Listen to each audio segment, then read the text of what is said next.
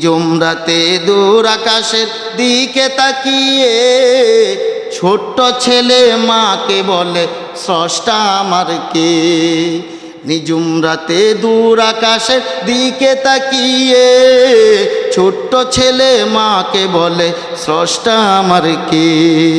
মা বললেন ধৈর্য ধরো যখন তুমি হবে বড়, মা বললেন ধৈর্য ধরো যখন তুমি হবে বড়, জানতে পারবে তোমার আমার স্রষ্টা সে যে কে, জানতে পারবে তোমার আমার স্রষ্টা সে যে কে। নিজুম রাতে দূর আকাশের দিকে তাকিয়ে ছোট্ট ছেলে মাকে বলে স্রষ্টা আমার কে, ছোট্ট ছেলে মাকে বলে স্রষ্টা আমার কে। সেই ছেলেটির মন যে তবু ভরে না, মায়ের কোনোই কথা সে যে ধরে না। আম খেয়ে সে ভাবতে থাকে মিষ্টি ঢেলে দিয়েছে কে। আল্লাহু আকবার, আর জোরে কোন আল্লাহু আকবার। আম খেয়ে সে ভাবতে থাকে মিষ্টি ঢেলে দিয়েছে কে, কার নামে বসন্ত কোকিল কুহু ডাকে, কার নামে বসন্ত কোকিল কুহু ডাকে।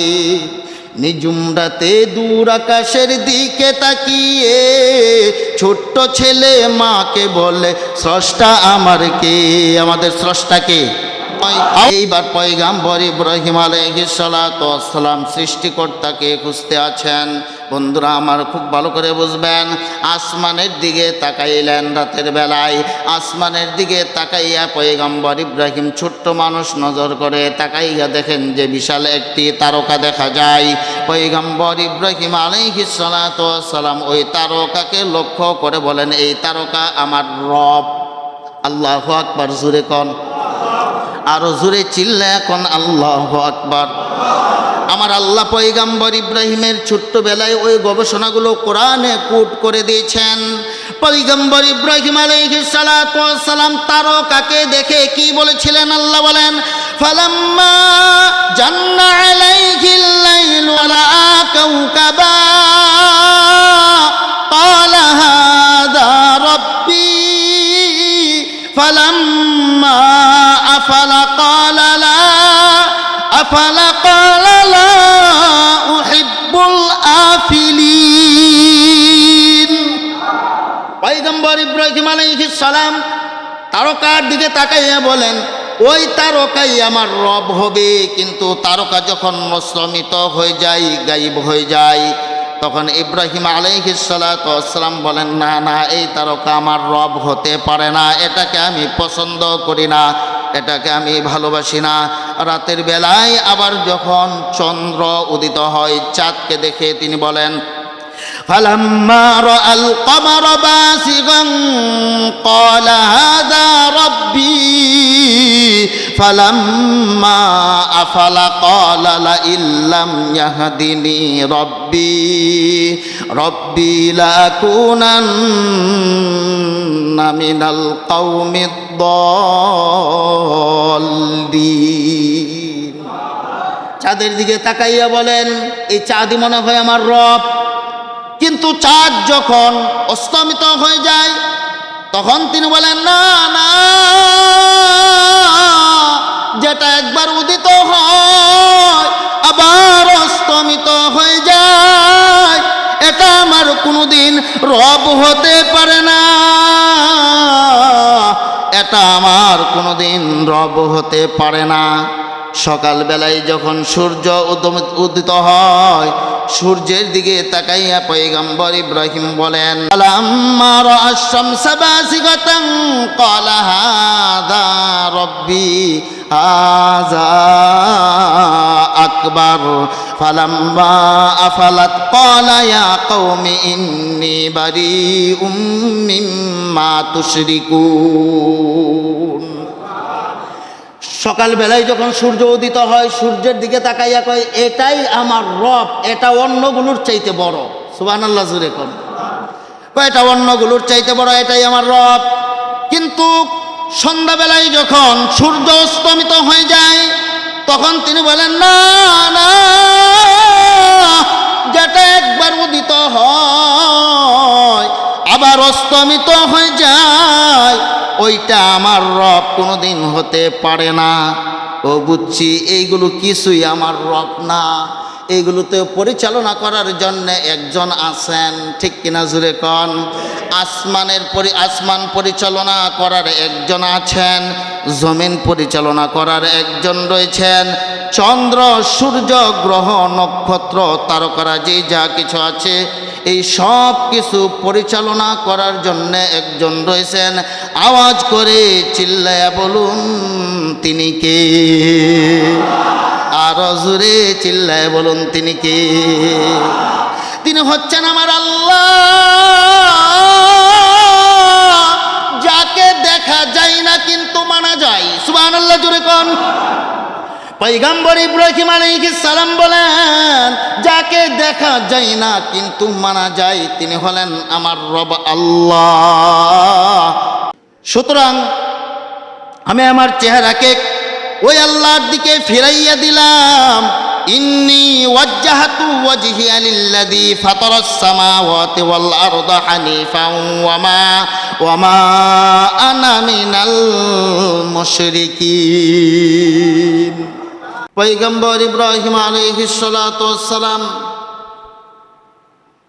গোটা মুসলিম জাতির পিতা। আল্লাহ বলেন, মিল্লাতা আবিকুম ইব্রাহিম হুয়া সাম্মাকুমুল মুসলিমিন।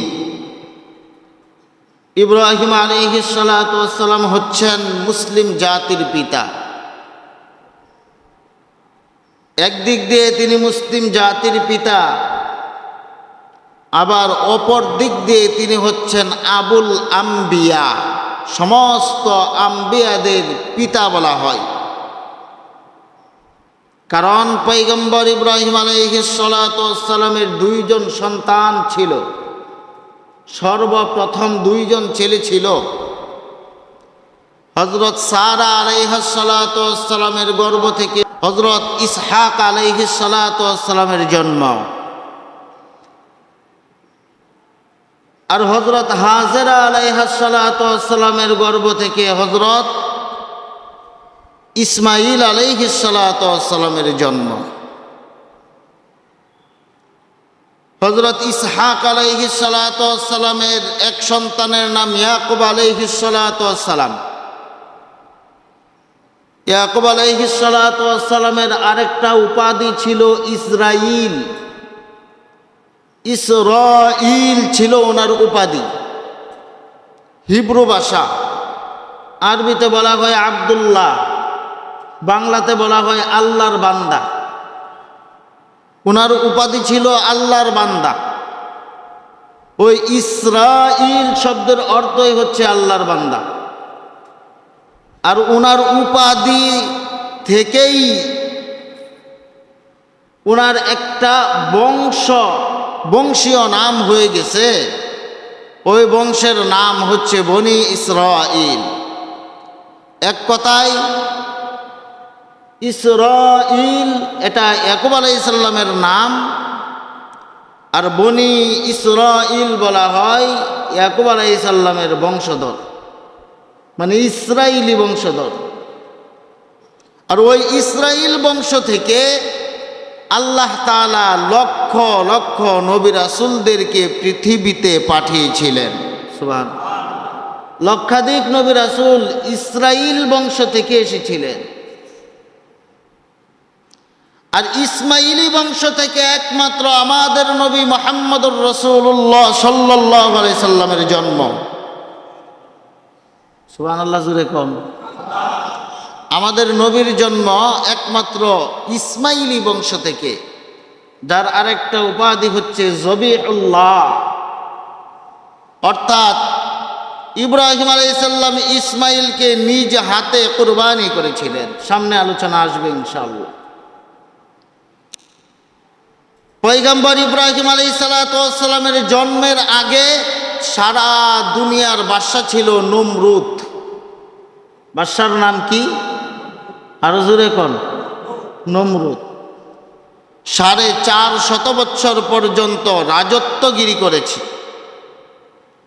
450 বছর পর্যন্ত রাজত্বগিরি করার পরে রাতের বেলায় ভয়ঙ্কর একটি স্বপ্ন দেখেছে। স্বপ্নের ব্যাখ্যা জানার জন্যে আগের জামানায় গণকদের মাধ্যমে স্বপ্নের ব্যাখ্যা জানা হতো। গণকদেরকে রাজদরবারে ডাকা হলো। গণকদেরকে জিজ্ঞেস করলো, আমি তো এই স্বপ্ন দেখেছি, আমার স্বপ্নের ব্যাখ্যা তোমরা বলে দাও। গণকেরা বলে দিল, বাদশা নমরুদ, স্বপ্নের ব্যাখ্যা হচ্ছে আগামী 1 বছরের ভিতরে আপনার রাজদরবারের, আপনার এই দেশের মধ্যে এমন একজন মহামানব, এমন একজন মানুষের আগমন ঘটবে যে পৃথিবীতে আসার পরে আপনার বাদশাহী রাজ সিংহাসন সব কিছুকে তছনছ করে ফেলবে। জোরে কোন সুবহানাল্লাহ।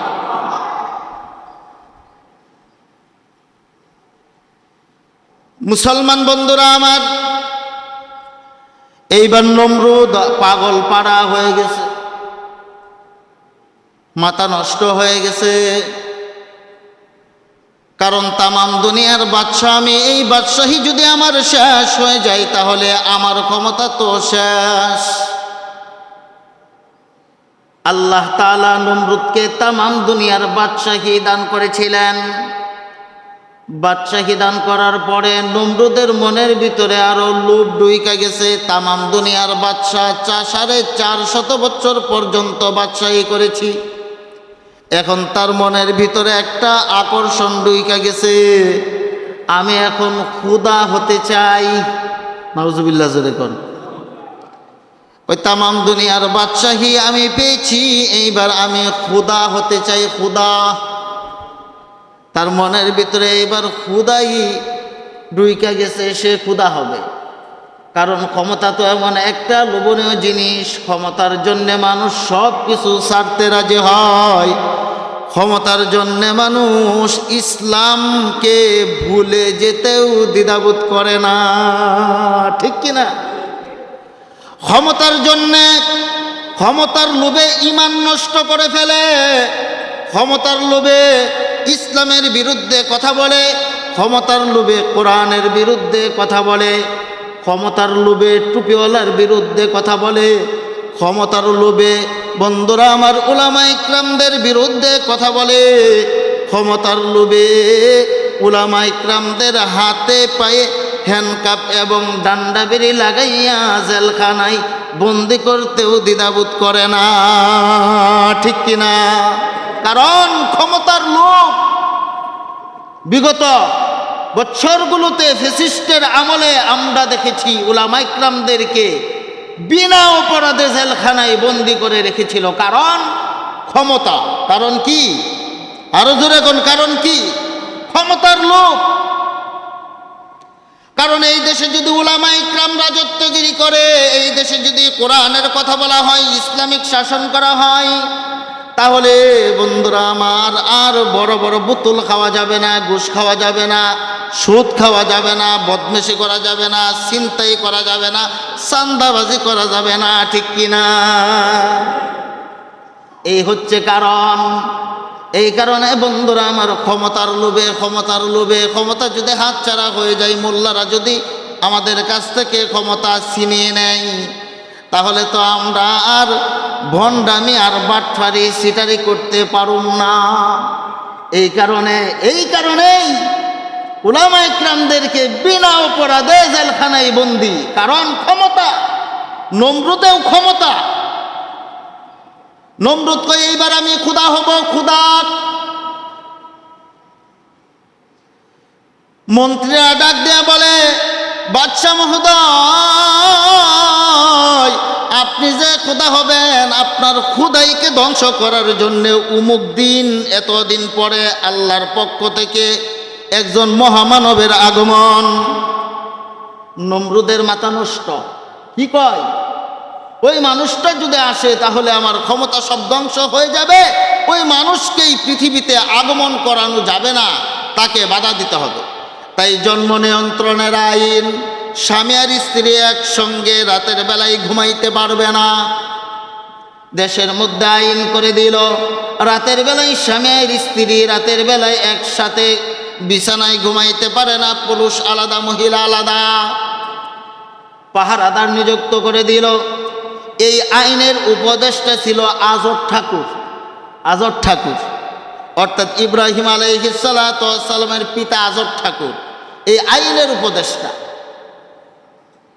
রাতের বেলায় আল্লাহ তাআলা আজরের দিলের ভিতরে স্ত্রীর প্রতি আকর্ষণ ঢুকায় দিছেন, আর স্ত্রীর দিলের ভিতরে স্বামীর প্রতি আকর্ষণ ঢুকায় দিছেন।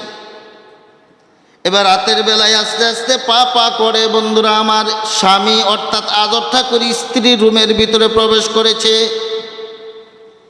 স্বামী আর স্ত্রী মুলাকাত করেছে। আল্লাহর কি কুদরত, ওই রাত্রিতেই হযরত ইব্রাহিম আলাইহিস সালাতু ওয়াস সালাম মায়ের গর্ভে চলে এসেছে। আমার আল্লাহ পারেন কি পারেন না? আরো জোরে কোন পারেন কি পারেন না? আমার আল্লাহ পারেন। ওই রাত্রিতেই ইব্রাহিম আলাইহিস সালাম মায়ের গর্ভে চলে আসছে। দিন যায় রাত যায়, আল্লাহর কি কুদরত। পয়গম্বর ইব্রাহিম আলাইহিস সালাতু ওয়াস সালাম মায়ের গর্ভে আসলেন। কিন্তু সাধারণত মা গর্ভবতী হইলে পেট বড় হয়, বমি বমি ভাব হয়, ঠিক কিনা জোরে কর। গর্ভবতী মহিলারা 1 মাস 2 মাস গেলে বমি বমি ভাব, 3 মাস পর্যন্ত বমি বমি ভাব হয়, হাত পা দুর্বল হয়, মাথা বার থাকে, অশান্তি লাগে, খাবার দাবার খাইতে পারে না। বন্ধুরা আমার ঘুমাইতে গেলেও শান্তি নাই। 2-3 মাস পর্যন্ত এমন অবস্থা হয়। 4 মাস যাওয়ার পরে আস্তে আস্তে পেট বড় হইতে থাকে। 5 মাস যাওয়ার পরে মোটামুটি পেটটা আর একটু বড় হয়। আশেপাশে ডানে বামে সামনে পিছনে মানুষেরা কানাঘুষা করে, উমুক গর্ভবতী মহিলা হয়ে গেছে, ঠিক কিনা জোরে কোন। কানাঘুষা করে। 6 মাস যাওয়ার পরে আল্লাহ পাক রব্বুল আলামিন ওই বাচ্চার রূহ দান করে দেন, তাই নাড়াচাড়া করে। 7 মাস যাওয়ার পরে বন্ধুরা আমার একটা বাচ্চা জন্ম নিতেও পারে। 7 মাসে যদি বাচ্চা জন্ম নেয় তাহলে ওই বাচ্চাকে হারামজাদা বলার কোনো সুযোগ নাই, কারণ 6 মাস পরে আল্লাহ পাক রব্বুল আলামিন বাচ্চাকে রূহ দান করে দেন। 7 মাইশা একটা গর্ভবতী মহিলা যখন হয়ে যায় তখন এলাকার মধ্যেও কথাবার্তা শুরু হয়, উমুকের স্ত্রী গর্ভবতী, বাচ্চা হওয়ার সম্ভাবনা আছে। ডানে বামে সামনে পিছনে বাড়ির মানুষের স্পষ্ট দেখতে পারে, জানতে পারে। নমরুদের মাথা নষ্ট। আল্লাহ তাআলা পয়গম্বর ইব্রাহিম আলাইহিস সালাতু ওয়াস সালামকে মায়ের গর্ভে পাঠিয়ে দিয়েছেন। পয়গম্বর ইব্রাহিম আলাইহিস সালাতু ওয়াস সালামের এটা মুজিজা ছিল যে পয়গম্বর ইব্রাহিম মায়ের গর্ভে আসার পরে মায়ের পেটের কোনো পরিবর্তন নাই। সন্তান মাস যায় বন্ধুরা আমার, 2 মাস যায়, 3 মাস যায়, এরকমভাবে যাইতে যাইতে 10 মাস চলে গেছে। সাধারণত মহিলাদের 10 মায়া মহিলাদের পেট বড় হয়, মানুষের চোখে ভেসে ওঠে। কিন্তু আল্লাহ তাআলা পয়গম্বর ইব্রাহিম আলাইহিস সালাতু ওয়াস সালামকে হেফাজত করে পৃথিবীতে পাঠাইবেন। এই কারণে 10 মাস হয়ে যাওয়ার পরেও পয়গম্বর ইব্রাহিমের মায়ের পেট আগে যেমন ছিল এখন ঠিক তেমনই আছে। 10 মাস 10 দিন যাওয়ার পরে পয়গম্বর ইব্রাহিম পৃথিবীতে আগমন করলেন। মুসলমান বন্ধুরা আল্লাহর কি কুদরত, পয়গম্বর ইব্রাহিম আলাইহিস সালাতু ওয়াস সালাম এমন ভাবে বড় হইতে লাগলেন যে তাফসীরের কিতাবের মধ্যে এসেছে বন্ধুরা আমার, সাধারণ একটা সন্তান 1 মাসে যতটুকুন বড় হয় পয়গম্বর ইব্রাহিম একদিনে ততটুকুন বড় হয়েছে। সন্তান জন্ম নেওয়ার পরে সাধারণত সন্তানগুলো কান্নাকাটি করে যাতে করে আশপাশের মানুষেরা শুনতে পায়। পয়গম্বর ইব্রাহিম আলাইহিস সালাতু ওয়াস সালামের হাতের মধ্যে আল্লাহ পাক জান্নাতি মধু লাগিয়ে দিয়েছিলেন, জান্নাতি দুধের নহর লাগিয়ে দিয়েছিলেন বন্ধুরা আমার। আর এক আঙ্গুলের দিয়া পানির ঝর্ণা লাগিয়ে দিয়েছিলেন। এক আঙ্গুল যদি মুখের মধ্যে দেন তাহলে আল্লাহ তাআলা কুদরতিভাবে আঙ্গুলের মধ্যে মধু চালু করে দেন। পয়গম্বর ইব্রাহিম আঙ্গুল চুষেন আর মধু পান করেন, ওনার কান্না বন্ধ হয়ে যায়। আরেক আঙ্গুল চুষেন দুধ পান করেন, ওনার কান্না বন্ধ হয়ে যায়। আরেক আঙ্গুল চুষেন পানি পান করতে থাকেন, ওনার কান্না বন্ধ হয়ে যায়। এরকমভাবে আল্লাহ পাক রব্বুল আলামিন পয়গম্বর ইব্রাহিম আলাইহিস সালাতু ওয়াস সালামকে লালন পালন করলেন। স্বাভাবিক বুঝ হওয়ার পরে যখন আলো বাতাস বুঝতে পারলেন, মা চিনতে পারলেন, বাবা চিনতে পারলেন, মানুষদেরকে স্বাভাবিকভাবে তিনি চিনতে পারলেন, ঠিক ওই সময় এইবার পয়গম্বর ইব্রাহিম আলাইহিস সালাতু ওয়াস সালাম সৃষ্টিকর্তাকে খুঁজতে আছেন। বন্ধুরা আমার খুব ভালো করে বুঝবেন, আসমানের দিকে তাকাইলেন রাতের বেলায়। আসমানের দিকে তাকাইয়া পয়গম্বর ইব্রাহিম ছোট্ট মানুষ নজর করে তাকাইয়া দেখেন যে বিশাল একটি তারকা দেখা যায়। পয়গম্বর ইব্রাহিম আলাইহিস সালাতু ওয়াস সালাম ওই তারকাকে লক্ষ্য করে বলেন, এই তারকা আমার রব।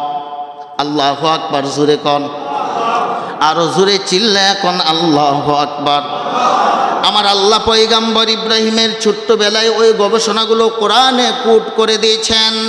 পয়গম্বর ইব্রাহিম আলাইহিস সালাতু ওয়াস সালাম তারকাকে দেখে কি বলেছিলেন আল্লাহ বলেন, ফালাম্মা জান্না আলাইহিল লাইলু লারা কাওকাবা ক্বালা হাযা রাব্বি ফালাম্মা আফালা ক্বালা লা উহিব্বুল আফিলিন। পয়গম্বর ইব্রাহিম আলাইহিস সালাম তারকার দিকে তাকাইয়া বলেন, ওই তারকাই আমার রব হবে। কিন্তু তারকা যখন মস্তমিত হয়ে যায়, গায়েব হয়ে যায়, তখন ইব্রাহিম আলাইহিস সালাতু ওয়াস সালাম বলেন, না না, এই তারকা আমার রব হতে পারে না, এটাকে আমি পছন্দ করি না, এটাকে আমি ভালোবাসি না। রাতের বেলায় আবার যখন চন্দ্র উদিত হয়, চাঁদকে দেখে তিনি বলেন, ফালাম্মা রাআল কমারা বাসিগান ক্বালা হাযা রাব্বি ফালাম্মা আফালা ক্বালা লা ইল্লাম ইয়াহদিনি রব্বি লাকুনান্না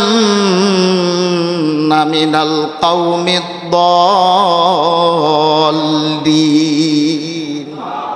চাঁদের দিকে তাকাইয়া বলেন, এই চাঁদই মনে হয় আমার রব। কিন্তু চাঁদ যখন অস্তমিত হয়ে যায় তখন তিনি বলেন, না না, যেটা একবার উদিত হয় আবার অস্তমিত হয়ে যায়, এটা আমার কোনোদিন রব হতে পারে না, এটা আমার কোনোদিন রব হতে পারে না। সকালবেলায় যখন সূর্য উদিত হয়, সূর্যের দিকে তাকাইয়া পয়গম্বর ইব্রাহিম বলেন, ফালাম্মা রাআশ শামসা বাসিগাতান ক্বালা হাযা রাব্বি হাযা আকবার ফালাম্মা আফালাত ক্বালা ইয়া কওমি ইন্নী বারিউম মিম্মা তুশরিকুন। সকালবেলায় যখন সূর্য উদিত হয়, সূর্যের দিকে তাকাইয়া কয়, এটাই আমার রব, এটা অন্যগুলোর চাইতে বড়। সুবহানাল্লাহ, জোরে কোন, এটা অন্যগুলোর চাইতে বড়, এটাই আমার রব। কিন্তু সন্ধ্যাবেলায় যখন সূর্য অস্তমিত হয়ে যায় তখন তিনি বলেন, না না,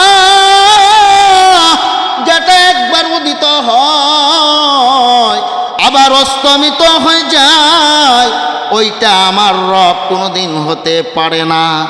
ও বুঝছি, এইগুলো কিছুই আমার রব না, এইগুলোতে পরিচালনা করার জন্য একজন আছেন, ঠিক কিনা জুড়ে কন। আসমান পরিচালনা করার একজন আছেন, জমিন পরিচালনা করার একজন রয়েছেন, চন্দ্র সূর্য গ্রহ নক্ষত্র তারকারাজি যা কিছু আছে এই সব কিছু পরিচালনা করার জন্য একজন রয়েছেন। আওয়াজ করে চিল্লায়া বলুন, তিনি কে? আরো জোরে চিল্লায় বলুন, তিনি কে? তিনি হচ্ছেন আমার আল্লাহ, যাকে দেখা যায় না কিন্তু মানা যায়। সুবহানাল্লাহ। জোরে কোন।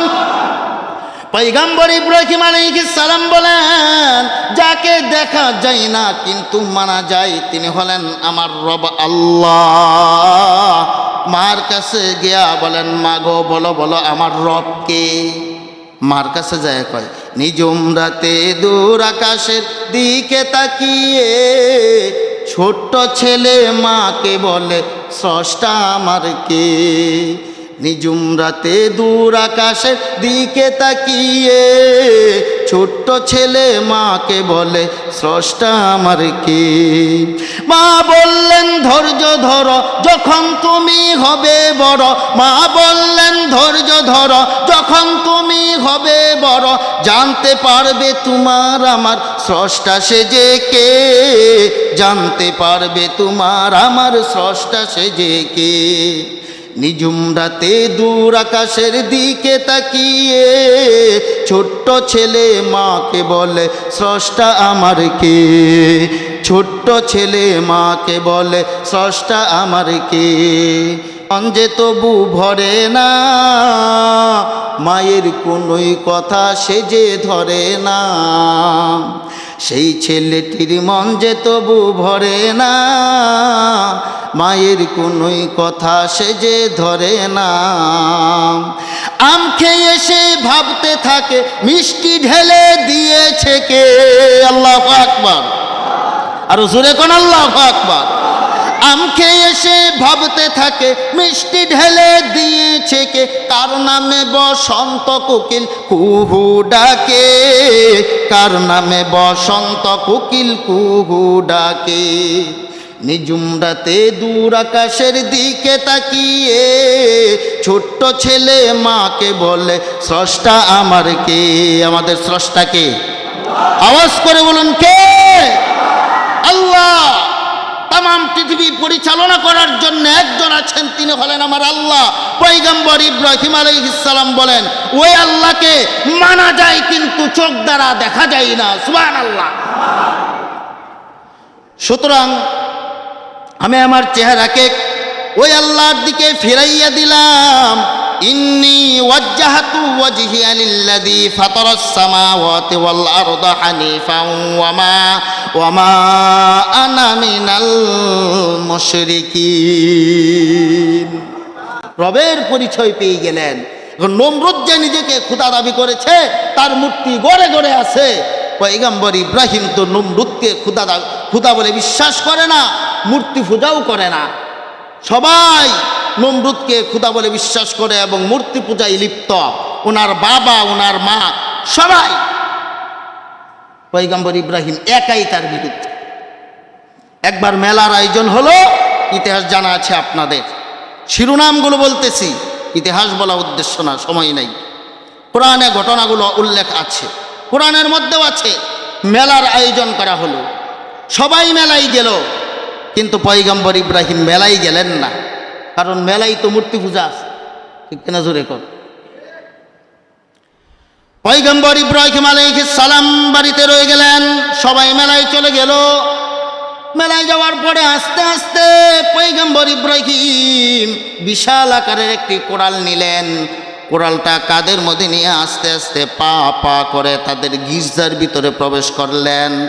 যেই মন্দিরের মধ্যে বন্ধুরা আমার মূর্তিগুলো রয়েছে, ওই মূর্তিগুলোর কাছে গেলেন। গিয়ে দেখেন মূর্তিদের সামনে দুধ, কলা, চিরা, মুড়ি ইত্যাদি আছে। বড় মূর্তির সামনেও দুধ কলার কোনো অভাব নাই।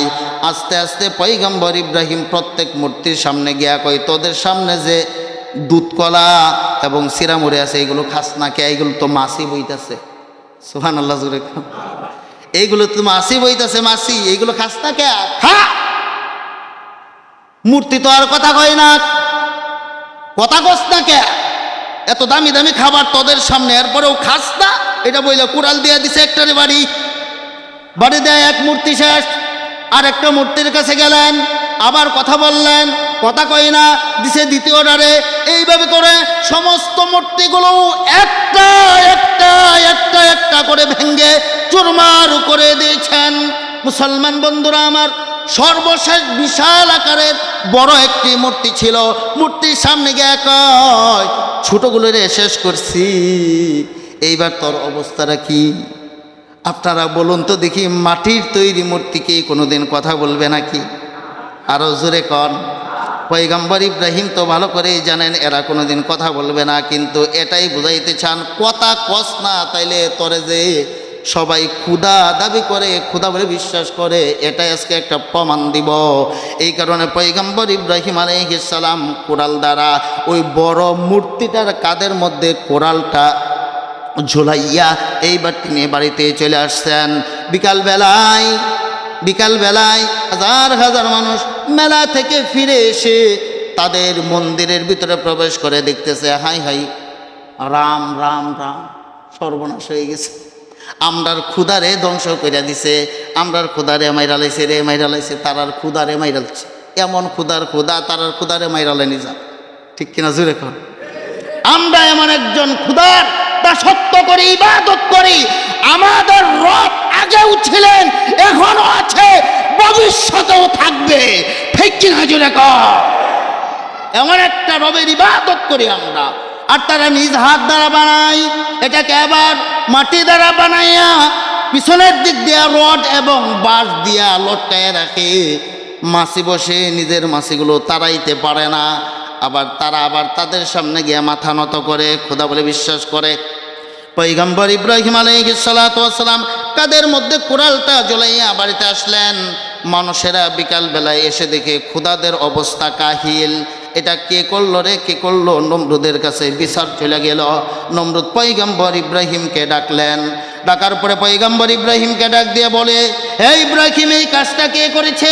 পয়গম্বর ইব্রাহিম, আরে কোরআনে আছে, এই কথাগুলো কোরআনে আছে। পয়গম্বর ইব্রাহিম ডাক দেয়া কয়, নমরুদকে ডাক দেয়া কয়, এই যে বড় ডাকরছে যার কাঁধে কোরাল ঝুলানো, সেই এই কাজ করছে। আল্লাহু আকবার জোরে কোন। যার কাঁধে কোরাল ঝুলানো সেই এই কাজ করছে। নমরুদ ডাক দেয়, কয় মাথা নষ্ট হয়ে গেছে নাকি? আরে এটা কেমনে এটা করবো, এত নিজেই লড়তে পারে না। পয়গম্বর ইব্রাহিম ডাক দিয়ে বলেন, ঠিক আছে, যে নিজে নাড়াচাড়া করতে পারে না, আপনি আপনার জবান দিয়ে বলেছেন। আমার প্রশ্ন হচ্ছে, তাহলে এটার সামনে কেমন করে মাথা নত করেন, আর এটাকে কেমন করে ক্ষুধা বলে স্বীকার করেন? সুবহানাল্লাহ। এইবার পয়গম্বর ইব্রাহিমের জবাব দিতে পারে নাই নমরুদ, লা জবাব হয়ে গেছে। এইবার নমরুদ ডাক দেয়া কই, হে ইব্রাহিম, তাহলে তোমার রবের পরিচয় দাও। পয়গম্বর ইব্রাহিম আলাইহিস সালাম বলেন, আমার রবের পরিচয় হচ্ছে তিনি মৃত্যু দান করেন, আবার জীবিতও বানান। আরো আস্তে কোন সুবহানাল্লাহ। তিনি মৃত্যু দান করেন, আবার জীবিতও বানান। নমরুদ ডাক দেয়া কই, এটা আমিও পারি, কোরআনে আছে 3 ফারাত, সূরা বাকারার 3 পারার 2 নম্বর পৃষ্ঠার মধ্যে ঘটনা আছে। আয়াত তিলাওয়াত করার সময় নেই, সময় শেষ, 1 মিনিটে আলোচনা ফিনিশিং দিচ্ছি। পয়গম্বর ইব্রাহিম বলেন, আমার রব মৃত্যু দান করেন, জীবিতও বানান। ও বুঝলাম, এটা তো আমিও পারি। নমরুদ 2 জন ফাঁসির আসামিকে গ্রেফতার করে তাকে তার সামনে নিয়ে আসে। ফাঁসির আসামি 2 জনের মধ্যে একজনকে ছেড়ে দেয়, আরেকজনকে ফাঁসি দেয়। নমরুদ ডাক দেয়া কই, এই দেখো, 2 জন ফাঁসির আসামি ছিল, একজনকে ছেড়ে দিয়া জীবন দেয়া দিলাম, আরেকজনকে মৃত্যু দিলাম। এই আমি জীবন দিছি, আমি মরণ দিছি। নাউজুবিল্লাহ জোরে চিন্তা করেন, কই হ্যাঁ জীবন দিছে, এটা মরণ দিছে। মুসলমান বন্ধুরা আমার, এইবার ইব্রাহিম আলাইহিস সালাম বলেন, এই পাগলের সঙ্গে প্রশ্ন এবং বহস করে কোনো লাভ নাই, কারণ সে তো বুঝেও বুঝে না। কেউ যদি বুঝার উদ্দেশ্যে কথা শোনে তাহলে সে বুঝে, আর কেউ যদি না বুঝার ভান করে তাকে সারাদিন বুঝাইলেও বুঝবে না। কথা বুঝেন নাই? কেউ যদি ঘুমের বান দইরা চক্ষু 2টা বন্ধ করে কয়, আজকে সারাদিনের ভিতরে সজাগ ঘুমো না, সারা দুনিয়ার মানুষ তারেও সজাগ করতে পারবে না। আর যদি সে সত্যিকার অর্থে ঘুমের ঘরে থাকে, তাহলে একটা ঠেলা দিলে তারে ঘুম থেকে জাগ্রত করা সহজ, ঠিক কিনা জোরে কন? বুঝার উদ্দেশ্যে শুনলে বুঝে আসে, না বুঝার উদ্দেশ্যে শুনলে সারাদিন বুঝাইলেও বুঝে আসবে না। পয়গম্বর ইব্রাহিম কই এরে এইভাবে বোঝানো যাবে না। ডাক দেয়া কই নমরুদ, বুঝলাম তুমি মৃত্যুকে জীবিত দাও এবং জীবিতকে মৃত্যুদান করো, বুঝলাম, মেনে নিলাম কিছুক্ষণের জন্য। এইবার তোমার কাছে আমার প্রশ্ন হচ্ছে, আমার আল্লাহ যে প্রতিদিন পূর্ব দিক থেকে সূর্য উদিত করেন এবং পশ্চিম দিকে সূর্য অস্তমিত করেন, আগামীকাল থেকে তুমি নমরুদ সূর্যকে পশ্চিম দিক থেকে উদয় করবা এবং পূর্ব দিকে নিয়ে অস্তমিত করবা। আল্লাহু আকবার। পয়গম্বর ইব্রাহিম এই প্রশ্ন করার সাথে সাথে কোরআনে আছে, এইবার ফাবুহিতাল্লাযী কাফার, আল্লাহ বলেন ফাবুহিতাল্লাযী কাফার, মানে ওই কাফির, ওই নমরুদে লাজবাব হয়ে গেছে, হতভম্ব হয়ে গেছে, আর জবাব দিতে পারে নাই। তখন আইন করে, এই বুঝছি এর সঙ্গে এইভাবে তর্কে জড়ানোর আমাদের এত সময় নাই, একে হত্যা করতে হবে। কেমন করে? ওই তো পরবর্তীতে আগুনের প্রস্তুতি নেয়, আগুনের মধ্যে নিক্ষেপ করে আল্লাহ পাক কুদরতে ভাবে ইয়া নারু কুনি বারদাও ওয়া সালামান আলা ইব্রাহিম, আগুনকে হুকুম করলেন, হে আগুন ইব্রাহিমের জন্য শান্তিদায়ক হয়ে যাও। সাথে সাথে ইব্রাহিমের জন্য জান্নাতের বাগান হয়ে গেছে। ইব্রাহিমকে আগুনে জ্বালাইতে পারে না। এইগুলো ছিল পয়গম্বর ইব্রাহিমের পরীক্ষা। জন্মের পর থেকে নিয়েই পরীক্ষা শুরু হয়ে গেছে, পরীক্ষা শুরু হয়ে গেছে। পরীক্ষা দিতে দিতে দিতে দিতে পয়গম্বর ইব্রাহিম আলাইহিস সালাতু ওয়াস সালাম পরীক্ষায় উত্তীর্ণ হয়ে গেলেন। তারপরে আল্লাহ তাআলা গোটা মানব জাতির ইমাম বানিয়ে দিয়েছিলেন। জোরে কোন সুবহানাল্লাহ। এই কথাটি আমার তিলাওয়াতকৃত আয়াতের মধ্যে আল্লাহ বলেন ওয়া ইযিবতালা ইব্রাহিম রাব্বুহু বিকালিমাতিন ফাতাম্মাহুন ক্বালা ইন্নী জাইলুকা লিন-নাসি ইমামা ক্বালা ওয়া মিন যুররিয়্যাতি ক্বালা লা ইয়ানালু আহদিজ জালিমিন। পয়গম্বর ইব্রাহিম আলাইহিস সালামকে আল্লাহ তাআলা কতিপয় পরীক্ষা করেছিলেন, কিছু পরীক্ষা করেছিলেন, পরীক্ষার মধ্যে তিনি উত্তীর্ণ হয়েছিলেন। আল্লাহ তাআলা গোটা মানব জাতির ইমাম অর্থাৎ সর্দার, নেতা বানিয়ে দিয়েছেন। জোরে কোন সুবহানাল্লাহ। আল্লাহ তাআলা আমাদের প্রত্যেককে ইব্রাহিমী পরীক্ষাগুলো আমাদের উপরেও আসতে পারে, কিয়ামত পর্যন্ত আসবে, ঠিক কিনা জোরে কোন? এই পরীক্ষাগুলো যেন যদি আসে আর ওই পরীক্ষাগুলোর মধ্যে উত্তীর্ণ হয়ে যেন আল্লাহর প্রিয় বান্দা হতে পারি, সেই তৌফিক দান করেন সকলেই পড়ে আমিন।